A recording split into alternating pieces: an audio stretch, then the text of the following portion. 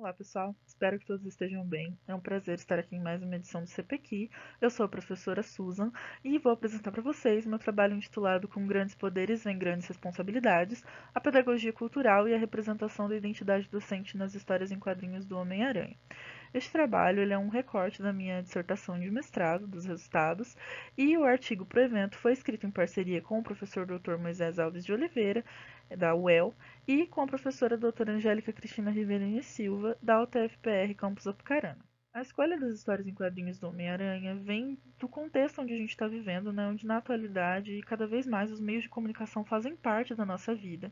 E esses meios de comunicação, eles veiculam a sua própria forma de cultura, né? A chamada cultura da mídia, que enquanto consumidores, nós utilizamos tudo isso que nós consumimos para construir as nossas percepções de raça, etnia, sexualidade, enfim, para construir as nossas identidades, né? Quando eu falo de construção de identidades, eu falo na perspectiva do Hall, onde a gente constrói as nossas identidades culturalmente, constrói e reconstrói a partir dos processos de identificação que nós temos na nossa vida.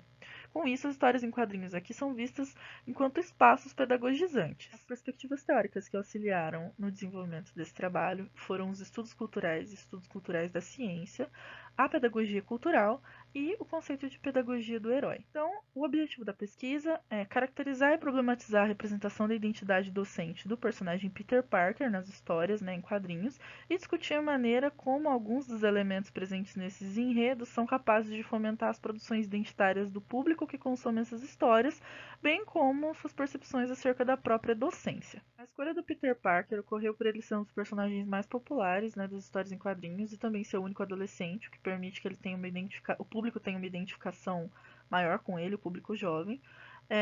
Para leitura e discussão, eu utilizei os pressupostos da análise de discurso Foucaultiana e nesse artigo eu utilizei duas histórias que foram publicadas aqui no Brasil. As histórias tratam de um período onde Peter Parker decide se tornar professor de ciências, né? Ele está recém-separado da Mary Jane, sem emprego e precisou mudar de cidade, então ele decide se tornar professor de ciências.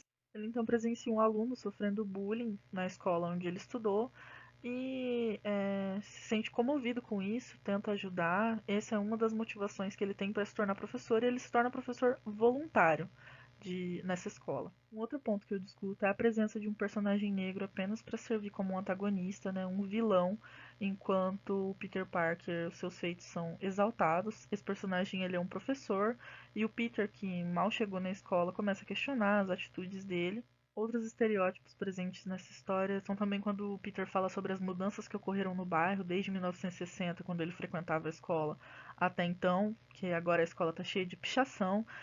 Só que coincide que nessa época o Queens, né, nos anos 2000, tinha uma composição étnica com a presença de negros e latinos muito mais forte do que na década de 60, e fica demonstrado com alguns dos alunos que fazem bullying com o Joey, né, que é o aluno que o Peter se identifica, quem são esses alunos.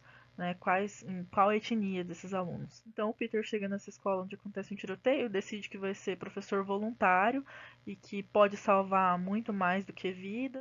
É, com isso ele acaba questionando os professores que lá já estavam e que resolvem abandonar, né, a docência no colégio por ser uma área difícil e por ser pouco valorizada, e decide que então ele será o professor que vai mudar toda essa situação. Bom, algumas das conclusões possíveis com esse trabalho, com a ajuda da pedagogia do herói, é que foi possível identificar que o ambiente escolar retratado nas histórias em quadrinhos do Homem-Aranha, eles são centrados em uma pedagogia unitária e individualista e apresentam o professor de uma forma salvacionista, né, que a gente já está acostumado a ver.